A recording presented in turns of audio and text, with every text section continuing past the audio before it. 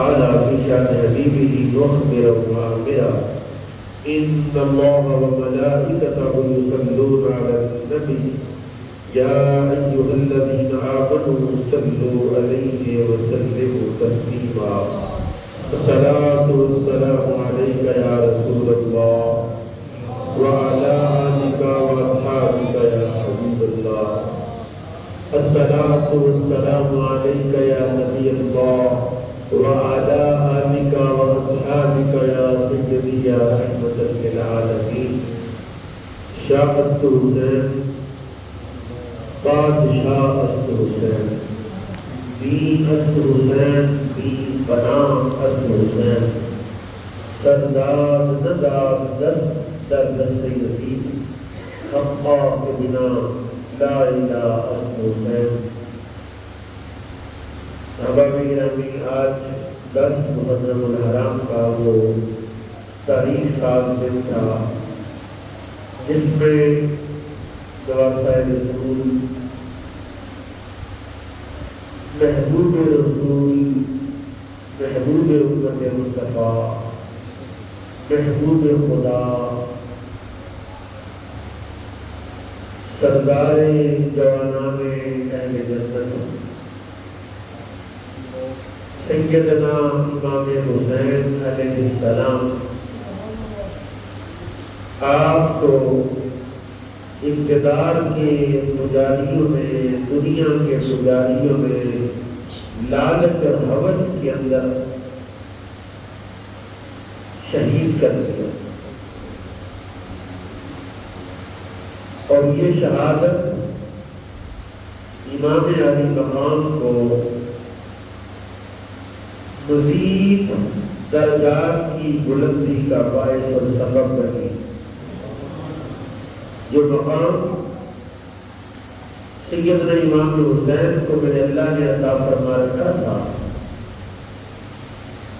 جو عظمت رسول کائنات امام الانبیاء صلی اللہ علیہ وسلم کی نسبت سے امام حسین کو حاصل تھی، اس میں اضافہ ہو گیا، اس میں ترقی ہو گئی، اس میں ایک ایسا اضافہ ہوا، ایک ایسی کرامت ظاہر ہوئی امام حسین کی، بلکہ یہ کرامت ہوئی بے شمار کرامتیں کربلا کے میدان میں آئی، اور اس میں ایک ایسی کرامت آئی جس میں امت کے لیے ایک بڑا عظیم سبق ہے. اور وہ کرامت یہ آئی کہ امام حسین علیہ السلام جو پیاسے تھے ان پر پانی کو بند کیا گیا، پیاسا ان کو شہید کیا گیا، لیکن جب ان کے سر انور کو نیزے پر چڑھایا تو انہوں نے پانی نہیں مانگا.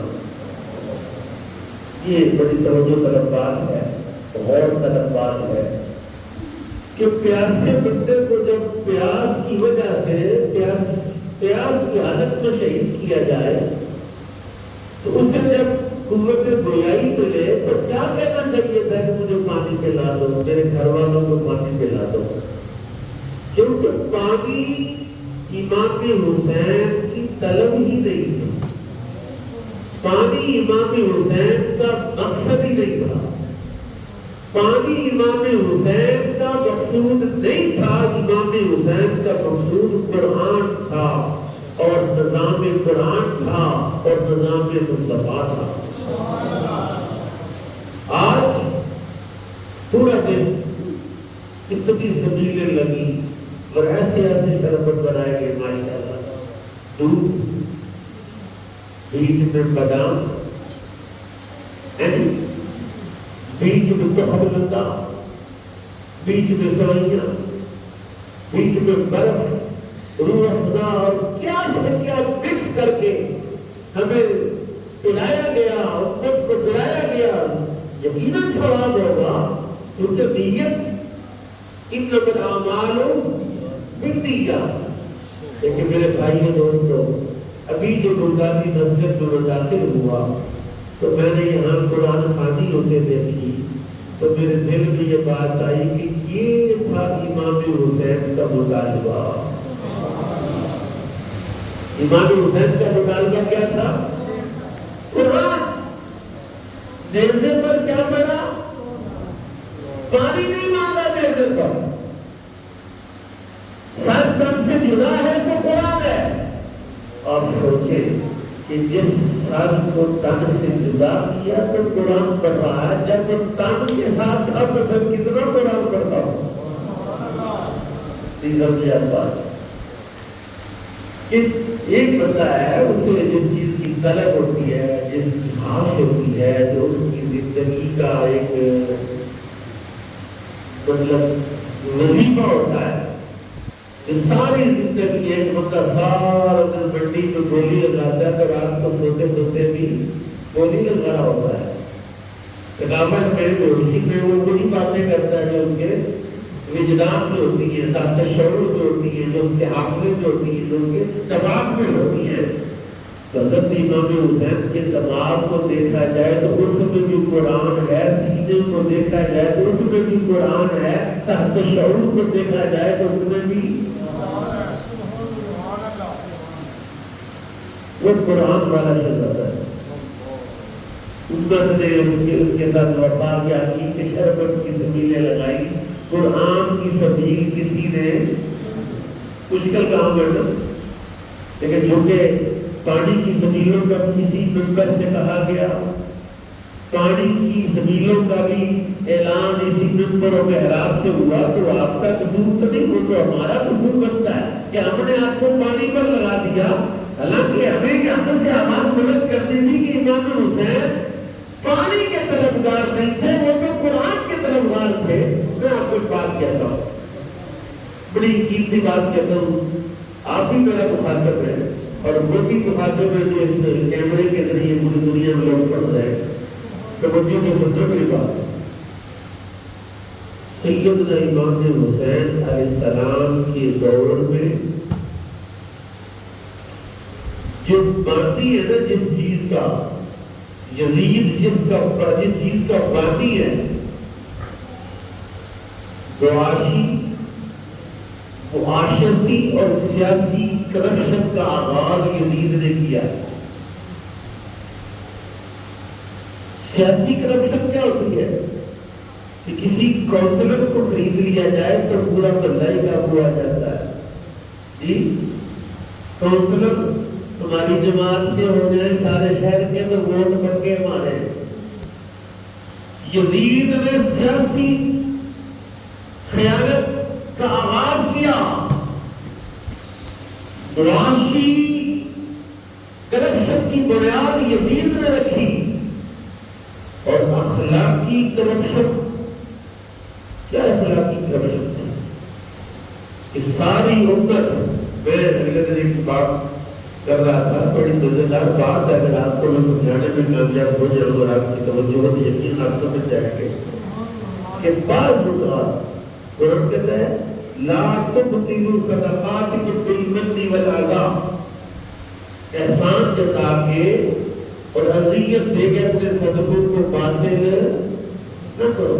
اس نے آپ نے کسی کو صدقہ دیا اور آپ کہہ رہے ہو یاد ہی تو کیا ایسا میں تجھے پانی پلایا، میں تجھے کپڑے دیے تھے، تجھے یہ مال دیا تھا، تجھے یہ صدقات دی تھی. تو ایسا کہنے سے، ایسا کرنے سے اس کا اجر بھی چلا جاتا ہے اور اللہ ناراض ہو جاتا ہے. اللہ کہتا ہے لا تبطلوا، باطل نہ کرو. گویا کہ نیکی باطل ہو جاتی ہے، نیکی ختم ہو جاتی ہے احسان کے بنانے سے. لیکن بعض مقامات پر نیکی کو یاد کرایا جاتا ہے اور یاد کرانا بھی سنت صحابہ ہے. کیا یہ تو 3 دن پیاسے رکھا گیا امام حسین کو. اس امت کو ایک ایسا شہید بھی ملا ہے جس کو 40 دن پیاسا رکھا ہے. اس کا نام آتا ہے تھوڑی جی بات سارے تھوڑی پوچھا کربلا کے پیاسے کا نام کیا ہے؟ چھل پہ جائے. اور کربلا کے پیاسے کا نام کیا ہے؟ زور سے امام حسین علیہ السلام. اور مدینے کے پیاسے کا نام کیا ہے؟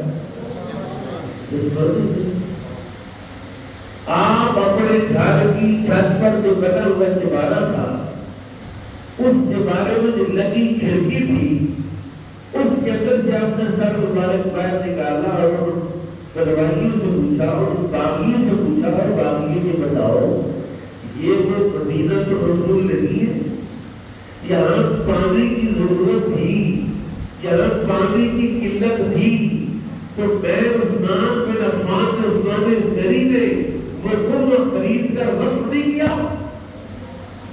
سوال کیا عثمان غنی، لڑکا بالکل کیا، کہا آج اسی کو میں تو پانی مجھے نہیں پینے دیتے، پھر وہ نہیں جس کو رسول اللہ نے ذکر رحم کہا ہے، آج مجھے ہی قتل کرنے میں آگے ہو۔ اور یہی بات امام حسین نے بھی کربلا کے میدان میں کہی ہے، اور نہیں تو چیٹ جی پی ٹی سے پوچھ لو، تمہیں کہاں کتاب کھولنے کے ڈھونڈنے کی فرصت ملے گی کہ چیٹ جی پی ٹی سے کہو کہ چیٹ جی امام حسین کا خطبہ تو بتاؤ، ایک منٹ میں آپ کو خطبہ نکال کے بتا دے گا کہ امام حسین نے کربلا کے میدان میں کیا کہا تھا، کیا اعلان کیا تھا۔ میرے امام کا اعلان تھا، لوگوں یہ بتاؤ میں وہ حسین نہیں جو حضور کے قدموں پر پھیرتا تھا، میں وہ حسین نہیں جس کے لیے رسول اللہ نے سجدہ لمبا کیا تھا، میں وہ حسین نہیں جس کے عمروں کو مصطفیٰ کریم چوسا کرتے تھے، چوما کرتے تھے۔ یہ ساری باتیں کہی، لیکن سیاسی کرپشن کرنے والوں اور سیاسی قائدوں کو صرف یزید کا دیا ہوا پیکج نظر آتا تھا، اور وہ منڈیاں آج بھی موجود ہیں، وہ منڈیاں موجود ہیں، سیاست کی منڈیاں آج بھی موجود ہیں، اور بڑے بڑے کلگیوں والے انہیں سیاسی منڈیوں کے اندر بکنے والوں کے ساتھ بیٹھ کے حسین کا قصیدہ پڑھتے ہیں، اور حیا نہیں آتا، شرم نہیں آتی کہ جو یزید کا کردار ہے وہی بندہ بیٹھ کر حسین کی تعریف کرتا ہے، اس سے بڑی کرپشن کیا ہو سکتی ہے۔ آج غم حسین کو یاد کرنا چاہیے، کیا حرج ہے اس بات کا؟ غم حسین کی اس غم کو یاد کرنے میں کوئی قباحت نہیں، وہ سینہ جس کے بارے میں قرآن کہتا عالم نشرح اللہ کا صدر، اللہ نے جو محبوب، اللہ نے آپ کے سینے کو کشادہ کر نہیں دیا، وہ حسین اس سینے پر چڑھ کے بیٹھتا تھا، یہ مقام امام حسین کا۔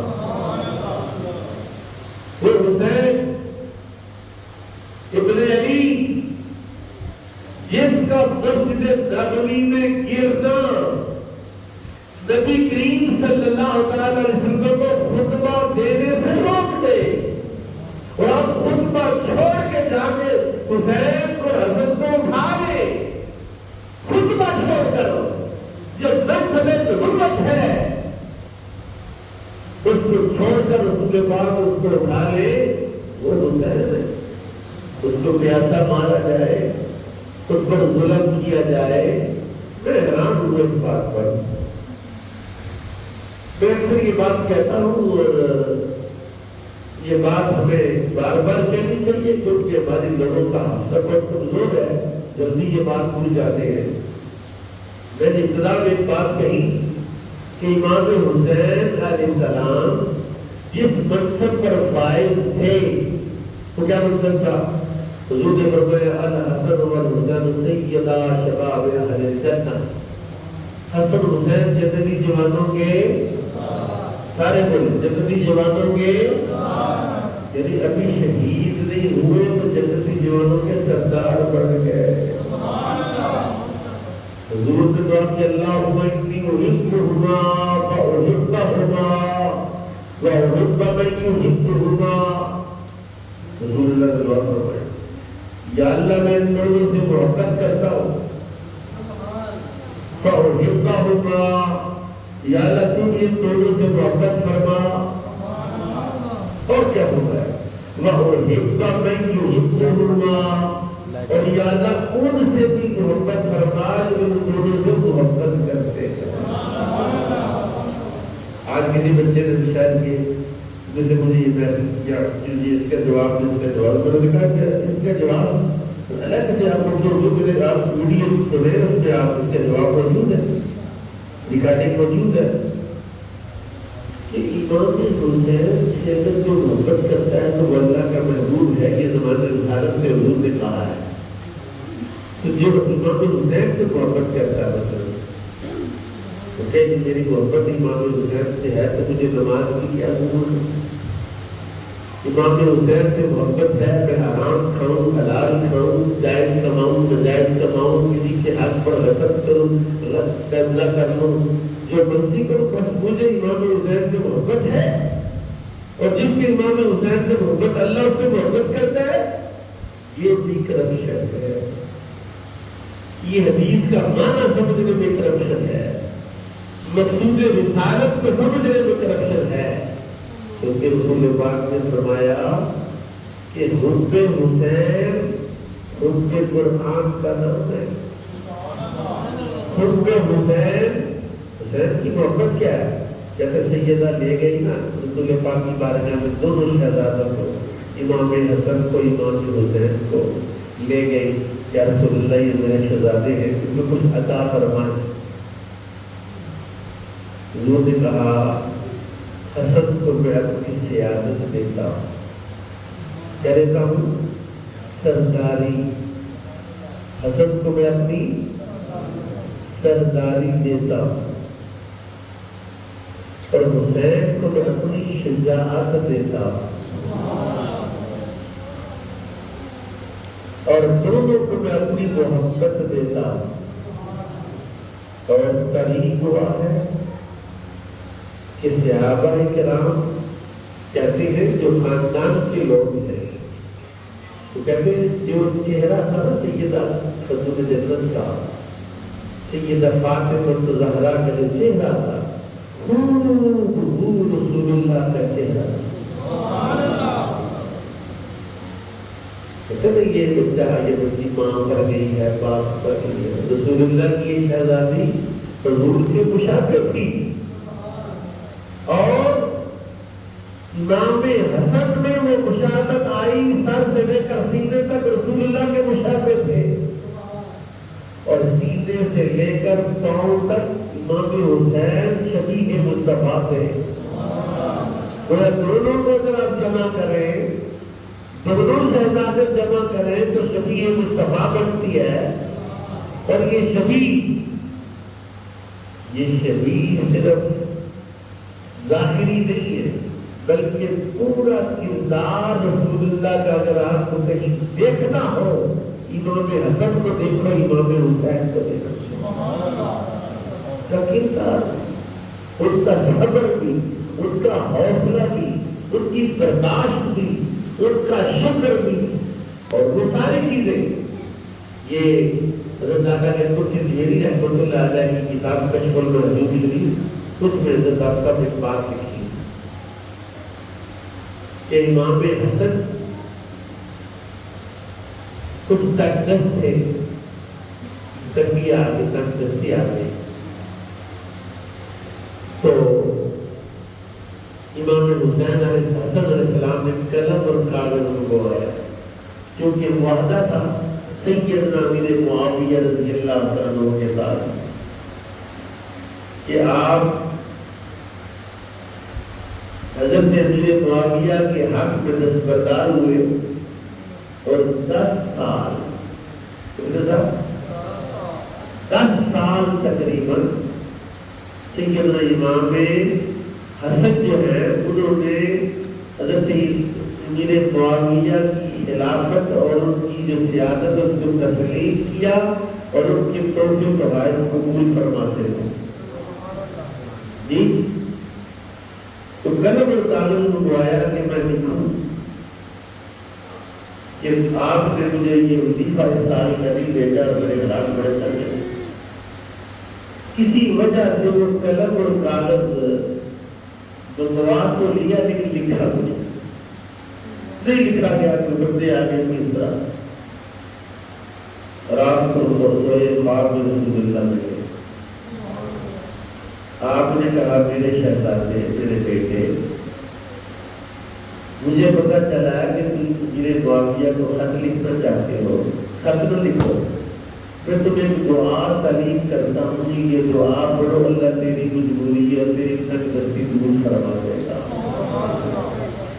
یعنی رسول کریم صلی اللہ علیہ وسلم اپنے دونوں شہزادوں کی اس حد تک نگہبانی فرماتے تھے کہ وہ خط لکھنے لگے ہیں تو حضور نے خواب میں آ کر رہنمائی فرماتی ہے۔ یعنی آج بھی صلحائے امت کو دیدار مصطفیٰ حاصل ہوتا ہے، اولیاء امت کو حضور کا دیدار ملتا ہے اور حضور کا دیدار کرتے ہیں۔ میں ایک حدیث پڑھ رہا تھا آج تفسیر عزیزی میں، شیخ عبدالعزیز نے لکھا کہ ایک حدیث تھی رسول پاک صلی اللہ علیہ وسلم نے ارشاد فرمائی سورہ البلد میں تقدیر کے حوالے سے، اللہ نے کہا کہ ہر بندے کی ہر شے بدلنے کی تھی، ہر بندے کی ہر شے، جو کرنا ہے، جو کھانا ہے، جو پینا ہے، جو رہنا ہے، ہر چیز لکھی، ہر چیز لکھی۔ صحابہ نے کہا رسول اللہ جب ہر چیز لکھی ہے تو پھر عمل چھوڑ نہیں ہوتے، پوجے کریں، اور کچھ نے لکھا ہوتا ہے۔ حضور نے فرمایا علیہ کا بالعمل، علیہ کا بال، اچھا ڈاکٹر عزیز محدث دہلوی کہتے ہیں اس حدیث کے راوی کو رسول اللہ خواب میں ملے، اس نے کہا حضور یہ میں نے آپ کی حدیث پڑھی ہے تو یہ آپ کی حدیث ہے؟ آپ نے 3 بار فرمایا صحیح ہے، صحیح ہے، صحیح صحیح ہے، صحیح ہے، صحیح ہے۔ مطلب یہ کہ رسول پاک آج بھی اپنی امتیوں کی خواب میں تشریف لاتے ہیں اور لوگ ان سے سوالات کرتے ہیں اور ان کے جوابات ارشاد فرماتے ہیں۔ تو آپ ذرا سوچیں حضرات کہ جو شبیہ مصطفیٰ تھے، جو دیگر بندے مصطفیٰ تھے، جو محبوب مصطفیٰ تھے، حضور ان کے خواب میں کتنا آتے ہو۔ لیکن جس بات کی میں توجہ آپ کی دلانا چاہتا ہوں کہ سیاسی کرپشن کرنے والوں کے آپ ساتھی ہیں کہ نہیں، یہ ہم نے اندر بیٹھ کر نہیں جانا کیا کس پارٹی سے تعلق ہے، کس کونسلر سے تعلق ہے، کس M P M L A سے تعلق ہے، کن لوگوں کے ساتھ آپ رہتے بیٹھتے کھاتے پیتے ہیں۔ اب آ جائیں اخلاقی کرپشن پر۔ اخلاق کیا ہے؟ امام حسن کا اخلاق کیا ہے؟ آپ اس طرح تشریف فرماتے ہیں، آپ کا دسترخوان بڑا آباد رہتا ہے۔ امام حسن کا دسترخوان، امام حسین کے گھر پہ مہمان بڑے آئے جاتے ہیں، بھوکے لوگ آتے ہیں، آپ کھانا کھلاتے ہیں۔ آپ نے دسترخوان بچھایا اور مہمانوں کو بٹھایا اور اپنے غلام سے کا کھانا لاؤ، وہ کھانا لا کے دسترخوان پر بچھا کھلا رہا تھا۔ اچانک کیا ہوا کہ وہ امام حسن کے سامنے سالن کا ڈوگا رکھنے لگا تو اس کو ٹھوکر لگی تو وہ گر گیا اور ڈوگا گرم گرم سالن امام حسن کے کپڑوں پر گیا۔ اب کپڑے بھی خراب ہوئے اور وہ گرم تھا، اس کی حرارت بھی آپ کے جسم مبارک کو متاثر کیا، اس سے جب اس اب وہ غلام تھا امام حسن کا، کس کا غلام تھا؟ امام حسن۔ اب میں آپ کو جو بات کہنا چاہتا ہوں وہ یہ ہے کہ جن کے غلاموں کا یہ حال ہے، آقا کا حال کیا ہوگا؟ آپ نے اس کی طرف دیکھا الفرق والکاظمین الغیظ والعافین عن الناس۔ غلام جانتا تھا آقا کو جب غصہ چڑھے تو قرآن پڑھے تو آقا کا غصہ ٹھنڈا ہو جاتا۔ اس نے کہا والکاظمین الغیظ، آقا ایمان والے غصہ پی جاتے ہیں، ایمان والے غصہ، آپ نے کہا تجھے معاف اور تجھے عذاب بھی کیا، تجھے اس نے کہا واللہ یحب المحسنین۔ پوری آیت جب آپ نے فرمایا فلاں لوٹی کو آزاد کرتا ہوں، تیرے نکاح میں دیتا ہوں، جب تک حسن زندہ ہے تو دونوں کا خرچہ بھی دے۔ یعنی قصور کرنے والے کے ساتھ یہ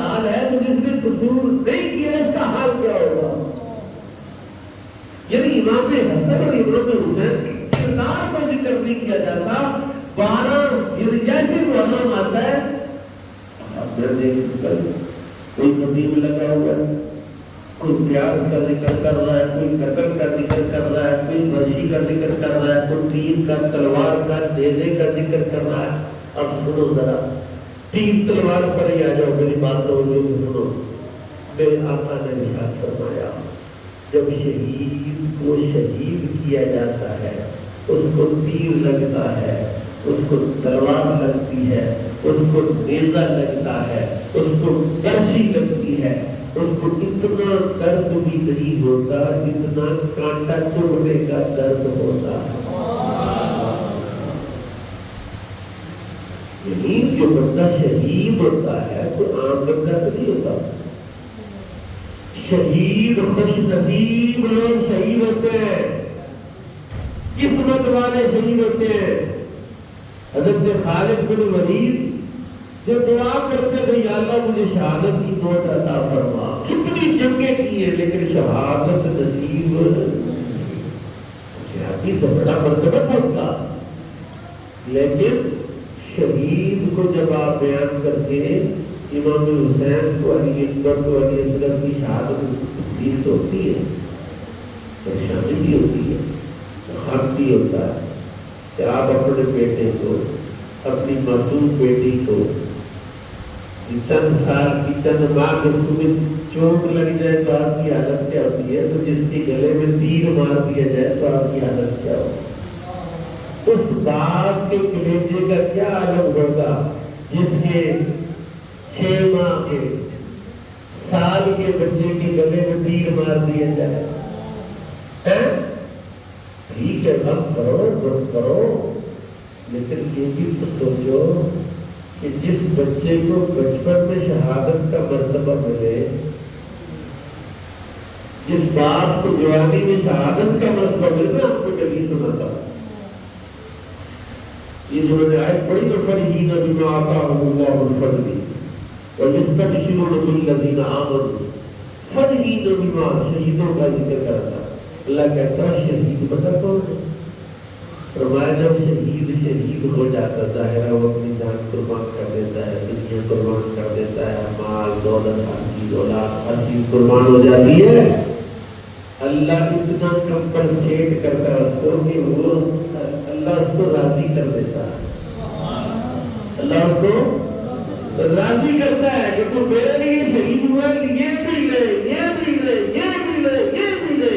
اور میں کریمہ کا نشان ہوتا ہے 70 لوگ شہید ہوئے غزوہ احد میں, اور 70 کے 70 صحابہ کے ساتھ, شہداء کے ساتھ اللہ نے گفتگو فرمائی, اللہ نے کلام فرمایا, اللہ نے کلام فرمایا. موسیٰ کلیم اللہ. میں آپ کو کلام کا تیز درس کروں, میں بات کر رہا ہوں, نہیں بندے سن رہے توجہ کے ساتھ, کئی بندے کہتے ہیں تدو کو پڑھے, کتنا کی ٹائم ہے, 4 میں بڑھوں ٹھنڈے ہو جائیں. توجہ سے اب کلام کا ٹیسٹ کیا ہوتا ہے. جناب موسیٰ علیہ السلام سے قوم نے کہا جناب ہم نہیں مانتے کہ آپ کلیم اللہ ہے اور اللہ سے کلام کرتے جاتے, پتہ نہیں آپ کرتے بھی ہیں کہ نہیں کرتے, آپ آگے تو بتاتے ہیں کہ آپ کلیم اللہ ہے, ہم نے کون دیکھا ہے, ہم نے تو سنا ہے. آپ نے فرمایا آپ اپنے بندے کو اکٹھے کر لو, میرے ساتھ بندے بھیجو, تو اللہ نے گفتگو کرو, دیکھ لیں, سن لیں. انہوں نے 40 لوگ بھیجے. ایک روایت میں 70 بندے بھیجے, نقابا, نقیب, قوم کے نمائندے. آپ طور پر لے گئے, بادل آیا اور بادل میں اپشن کے کلام شروع ہو گیا.